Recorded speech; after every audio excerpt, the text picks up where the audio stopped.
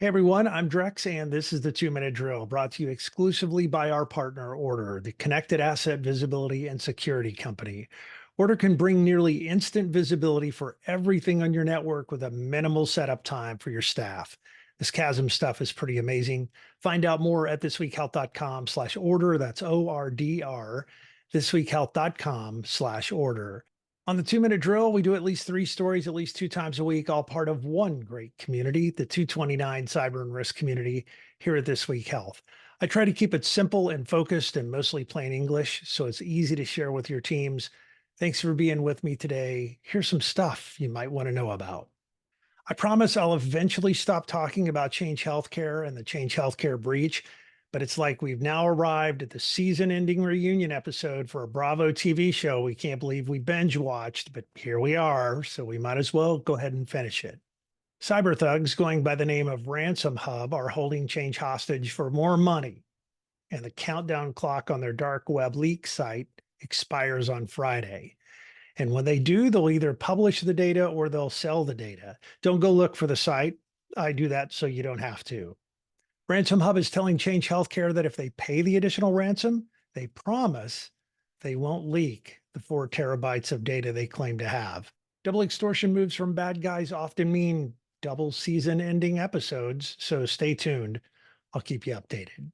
Axios has an interesting story on ex-Uber security chief Joe Sullivan, who was convicted a year ago on charges related to covering up Uber's 2016 cyber attack and then obstructing a federal investigation.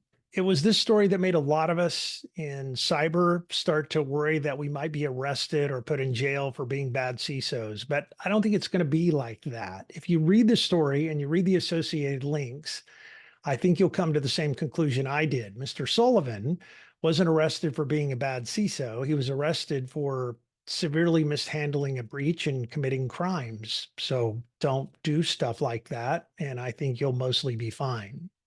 By the way, Mr. Sullivan was sentenced to 3 years probation and 200 hours of community service, and he now works for a company that helps other companies automate how they respond to cyber breaches and how they communicate with regulators. Finally, several of our friends testified on Capitol Hill this week in a hearing on healthcare cybersecurity. John Rigi from the American Hospital Association, Greg Garcia from the Health Sector Coordinating Council, Scott McLean, CIO of MedStar and Chime Chairman, among others, were all in that lineup. It's worth listening to the replay or reading the transcript. And you don't have to look around for these stories. I post them all at thisweekhealth.com/news. And hey, on Monday, the 22nd, I'll release the first official long form cyber podcast from This Week Health. It's called Unhack the Podcast, and my co-host, Shauna Hofer, and I will talk about how bad guys are using AI and what you can do about it. That's this Monday on Unhack the Podcast. Thanks again to our partner Order, the exclusive sponsor of the 2 Minute Drill. You can see them live at RSA in May and check out Order AI Chasm, available now in the AWS store.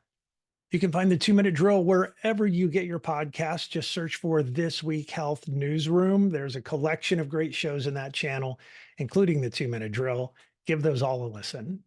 And that's it for today's 2 Minute Drill. Thanks for listening. Stay a little paranoid, and I'll see you around campus.